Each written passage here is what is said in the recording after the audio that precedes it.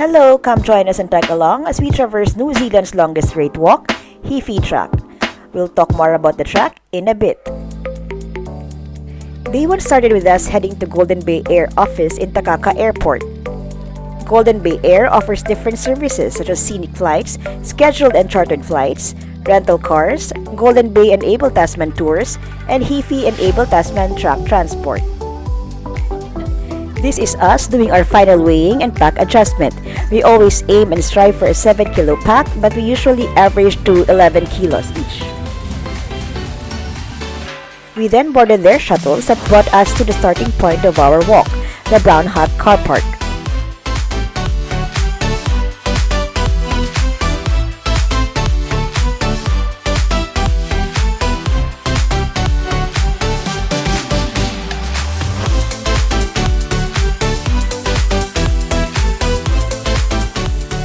After mandatory photo ops when we were still fresh, our 4-day journey started.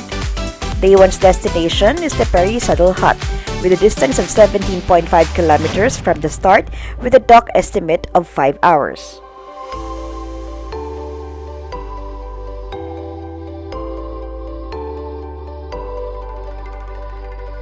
Fast facts about Heaphy Track.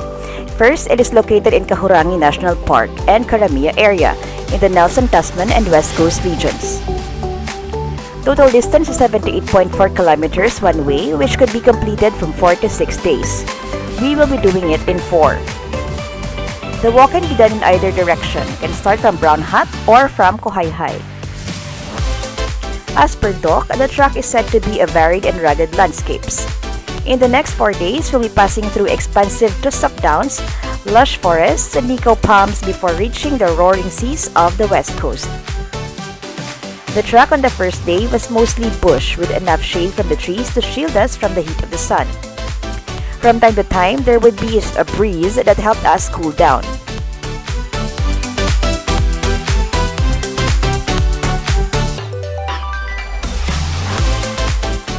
Packs down, we spent a few minutes to rest and have our lunch.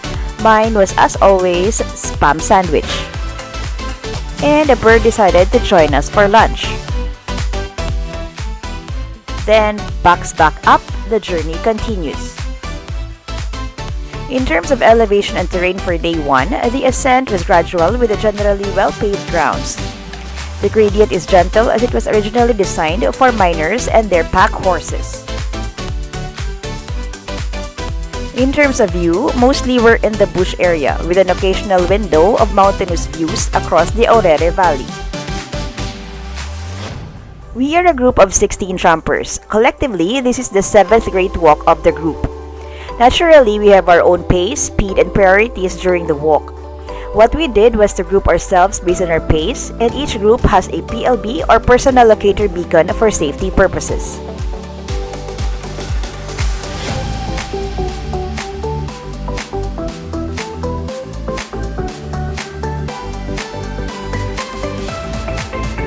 After several hours of walking, we have reached Aorere shelter and campsite. This is the last spot with mobile signal. After this point, we'll be in Comunicado for days.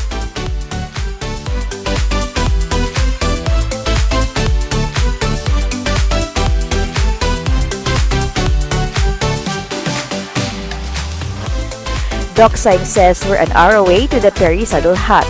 So let's go and do the final leg.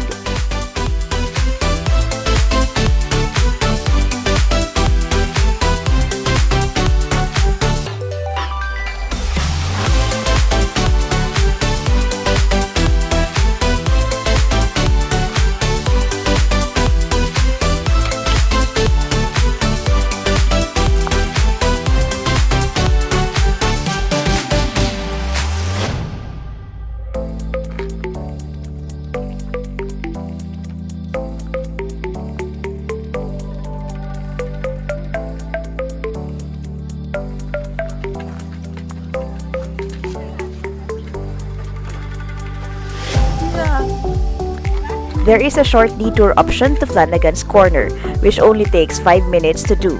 So, why not?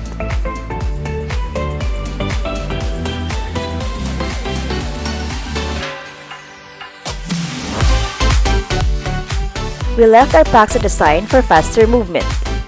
The track going up to the lookout is a combination of huge rocks and roots. Here we are at the Flanagan's Corner Lookout, the highest point of Heaphy Track at 915 meters with a view of the Kahurangi National Park. On a fine day, it is said that one can see Mount Taranaki from here.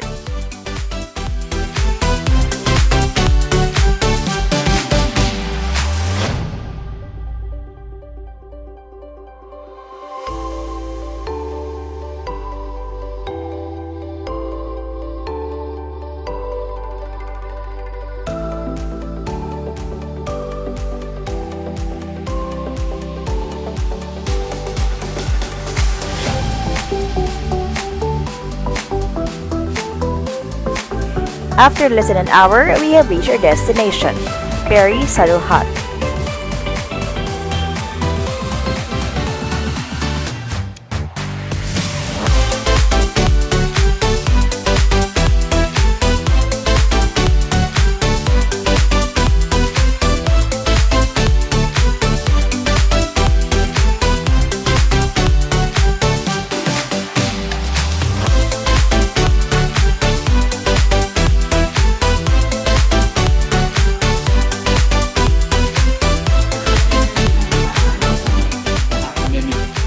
First order of business, food was for dinner. For day 1, it was real meals, oodles of noodles, and I paired it with the ever-reliable Panawid Gutom Skyflakes crackers. After dinner, we freshened up and then off to bed. Let's do the hut tour tomorrow. Good night! Good morning from Perry Saddle Hut and Campsite. Today is day 2 of 4 of the Heaphy Track walk. And as promised, I'll give you a hut tour.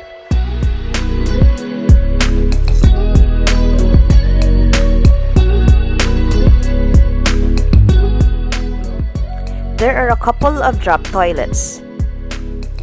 Here's the cooking and common area for the campers. The campsite can accommodate 10 campers.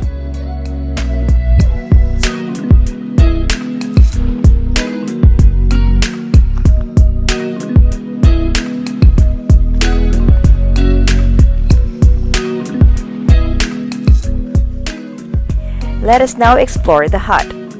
Perry Saddle Hut was built in 2012 with an altitude of 860 meters.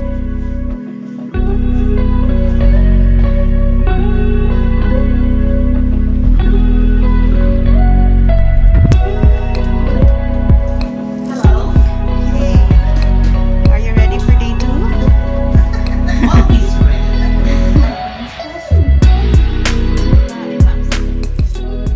The hut has 3 rooms, the Dragon's Teeth, Kaka Saddle, and Mount Perry, which houses a total of 28 bunk beds. There is a provision for pack storage as well. The hut has heating, a long drop toilet supplied with toilet paper, and cold running water.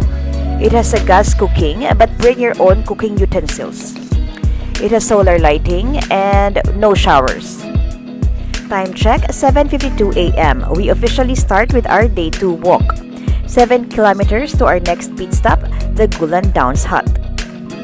Day 2's destination is James McKay Hut, 24.2 kilometers from where we are right now. Yes, today is the longest day, so let's start.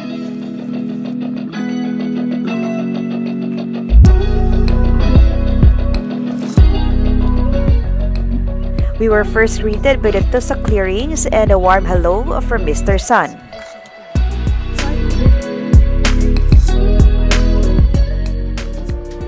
Then we're back to the beech forest where we passed by several creeks with bridges over them.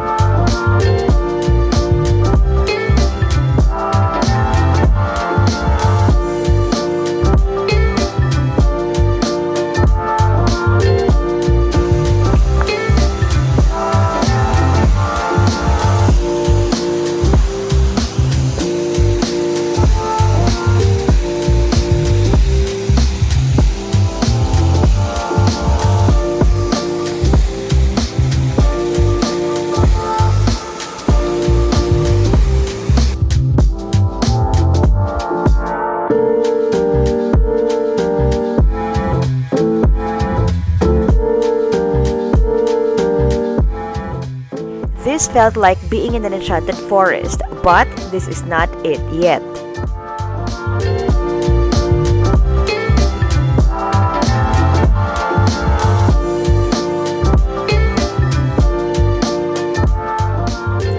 Then we're back to the open clearing that led us to the picnic table corner.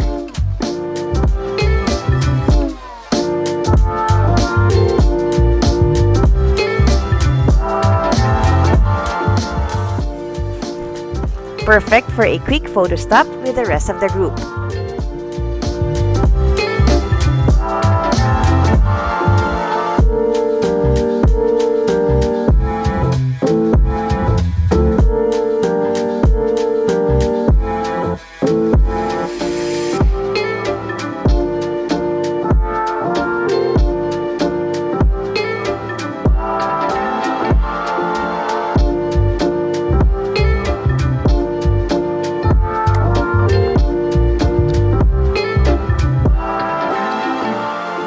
This is the famous boot pole corner, a large pole where trampers hung their old and broken boots.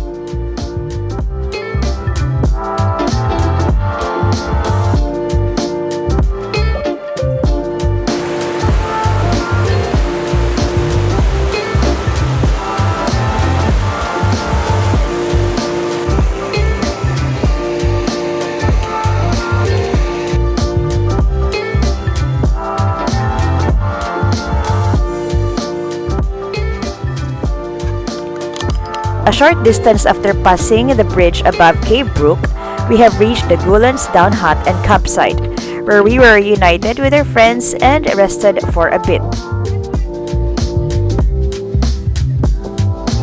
Hi. Be careful with your packs. Our good old friend Weka can be quite sneaky and naughty and can take part of your snacks and other belongings without permission.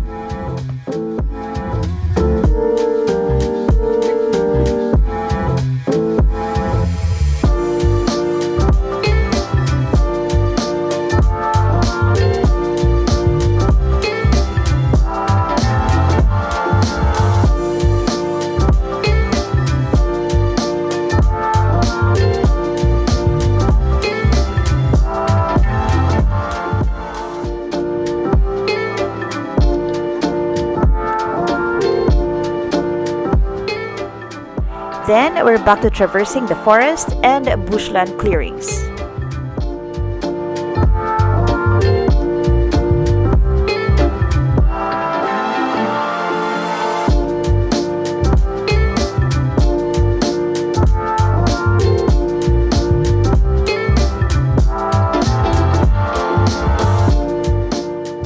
Here we're trying to figure out where the cave is. The path to one of the caves is kind of hidden. The marker, this pile of rocks. We explore the trackless path until we reach our destination.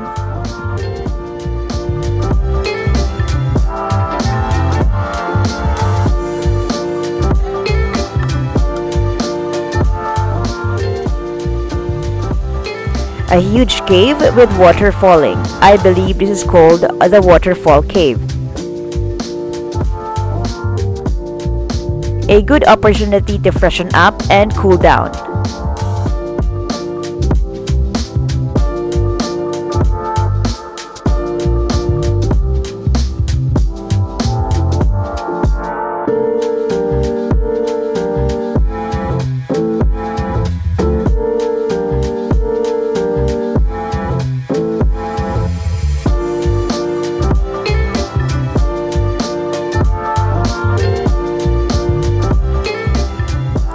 Last look, then we're off.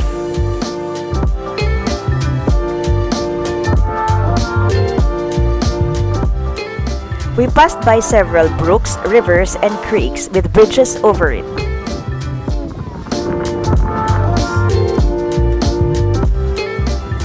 Remember to hydrate and touch up on sunscreen since it is wide open most of the time under the intense heat of the sun.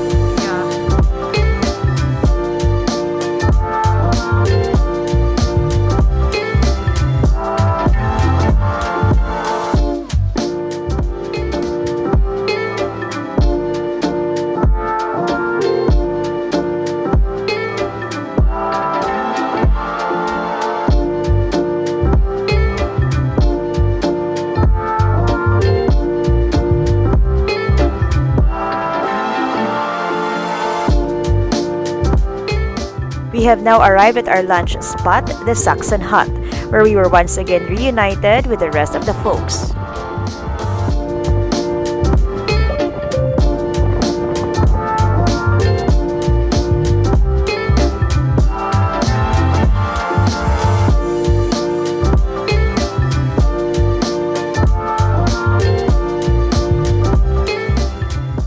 After lunch of the usual spam sandwich, we continued our journey to McKay Hut, 11.8 kilometers more. We passed by more rivers and creeks.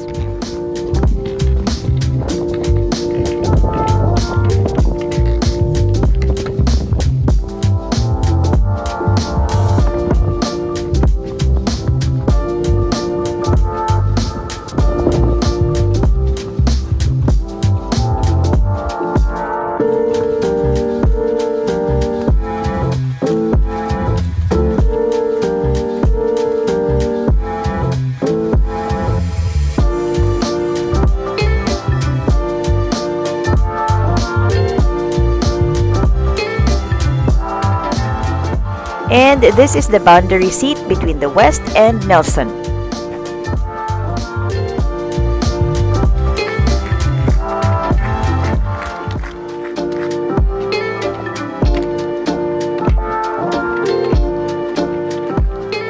The day 2 track, I'd say, is easy, with gentle ascent if any, and it is fairly flat. The challenge was more on the distance, it being 24.2 kilometers in total and most of it open land space.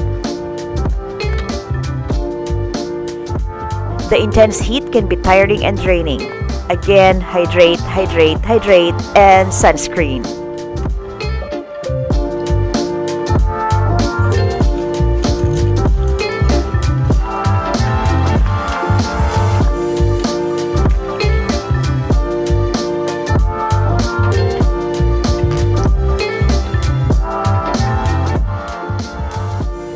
We were all relieved to see the 2-kilometer mark, then the 1-kilometer mark to the hut.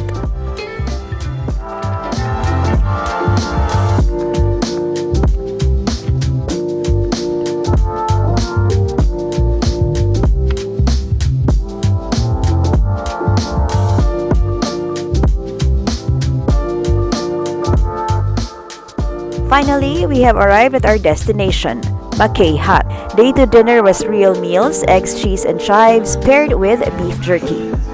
B gave me half of her tom kha kai and chocolate cake pudding for dessert. Both are yum.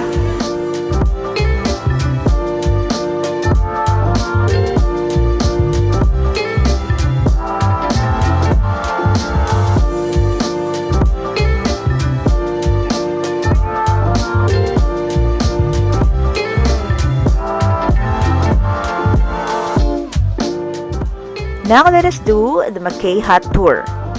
The hut is a new facility opened in October 2014. It has gas cooking facilities and sinks with cold running water. It has lighting as well as heating. One thing that we loved about this hut, it has flush toilets attached to the hut. But beware of sandflies.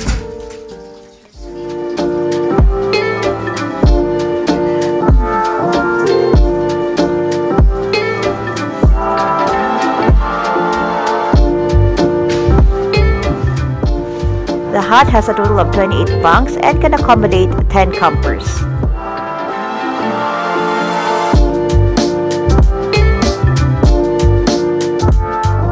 Here are some of the folks prepping for day 3, which will be on the next video. Stay tuned and thank you for watching!